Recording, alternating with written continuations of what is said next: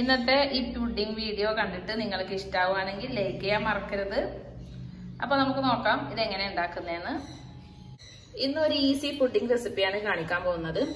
ആ പുഡിംഗ് ഉണ്ടാക്കാൻ വേണ്ട സാധനങ്ങൾ: കുറച്ച് ബ്രെഡ് സൈഡ് കട്ട് ചെയ്തെടുക്കുക, ഒരു പേക്ക് ബിസ്ക്കറ്റ്, ഒരു അര കപ്പ് മിൽക്ക് മെയ്ഡ്, കുറച്ച് ബദാം കട്ട് ചെയ്തത്, പിന്നെ ഒരു ഫ്ലേവറിന് വേണ്ടിയിട്ട് മാംഗോ മിക്സ് എടുത്തിട്ടുണ്ട്, കുറച്ച് പാല്, കുറച്ച് വിപ്പിംഗ് ക്രീം ബീറ്റ് ചെയ്തെടുക്കണം. ആദ്യം നമുക്ക് ഈ ബീറ്റ് ചെയ്തെടുത്ത വിപ്പിംഗ് ക്രീമിലേക്ക് അര കപ്പ് മിൽക്ക് മെയ്ഡ് ഒഴിച്ചു കൊടുക്കാം.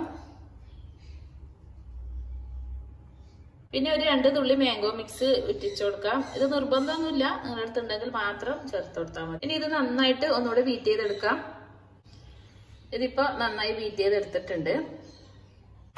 ഇനി നമ്മൾ ഉണ്ടാക്കുന്ന പുഡിംഗ് ട്രേ എടുക്കാം. ഈ ട്രേയിലേക്ക് ആദ്യം ഈ ബ്രെഡ് ഒന്ന് പാലില് മുക്കിയതിന് ശേഷം വെച്ചു കൊടുക്കണം.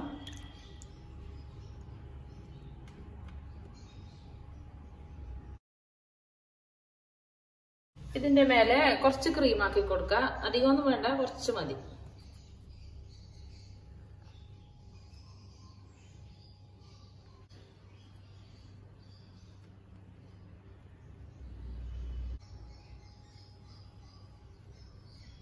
ഇനി സെക്കൻഡ് ലെയർ ബിസ്ക്കറ്റ് വെച്ചു കൊടുക്കുക.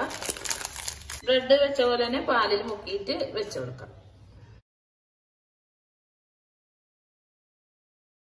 ഇനി ഈ ബിസ്ക്കറ്റിന്റെ മേലെ ബാക്കി ക്രീം ആക്കി കൊടുത്താൽ പുഡിംഗ് റെഡിയായി.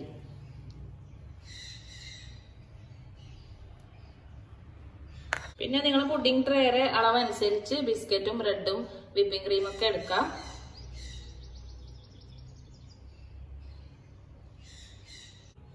നല്ല കുഴിയുള്ള പാത്രമൊക്കെ ആണെങ്കിൽ ബ്രെഡും ബിസ്ക്കറ്റും ഈ 2 പ്രാവശ്യമായിട്ട് വെച്ചു കൊടുക്കാം. അപ്പൊ ഇതിവിടെ റെഡിയായി. ഇനി ഇതിന്റെ മുകളിൽ കുറച്ച് ബദാം കട്ട് ചെയ്ത് ഇട്ട് കൊടുക്കാം.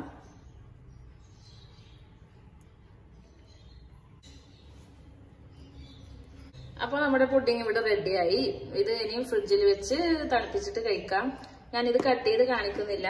നാളെ ഒരു ഗസ്റ്റ് വരുന്നുണ്ട്, അവർക്ക് വേണ്ടിയിട്ട് ഉണ്ടാക്കിയതാണ്.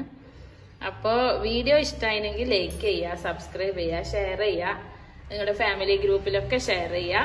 നല്ലൊരു വീഡിയോയുമായി നമുക്ക് വീണ്ടും കാണാം.